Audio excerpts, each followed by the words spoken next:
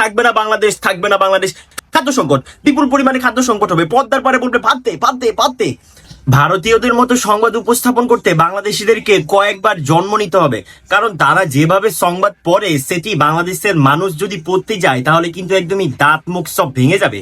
কিছুদিন আগে আসলে যখনই ককটেল জনতা পার্টি সরকার বিরোধী, মোদী সরকার বিরোধী আন্দোলনে নেমে যায়, তখন যারা যেভাবে সংবাদটা উপস্থাপন করেছিল তা একবার যদি দেখাতে চাই আপনাদেরকে, যে ককরোচরা সবকিছু ধ্বংস করে দিল মোদী বিরোধী আন্দোলনে। তারা যেন বাংলাদেশ পাকিস্তানের সমর্থক হয়ে উঠছে, জামাত থেকে তাদেরকে নিয়োগ দিয়ে দিয়েছে, আরো কত কি ধরনের সংবাদ তারা যেভাবে উপস্থাপন করে। তো এরকম সংবাদ বাংলাদেশিদেরকে উপস্থাপন করতে হলে কয়েকবার জন্মগ্রহণ আসলে করতে হবে।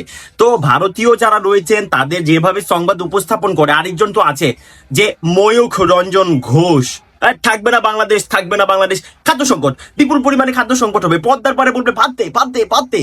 তো এরকম করে আমরা আসলে কখনোই উপস্থাপন করতে পারবো না।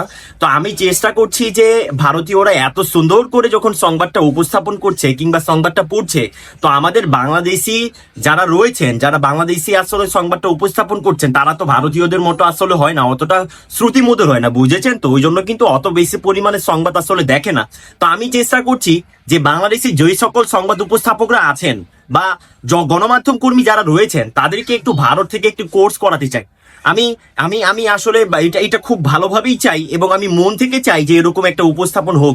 কারণ যারা তিলকে শুধুমাত্র তাল না, তিলকে একদমই তাল গাছ বানিয়ে দেওয়ার মতো পরিস্থিতি কিংবা এই পরিমাণে আসলে মেধা বাংলাদেশের সাংবাদিকদের মাথায় আসলে নেই।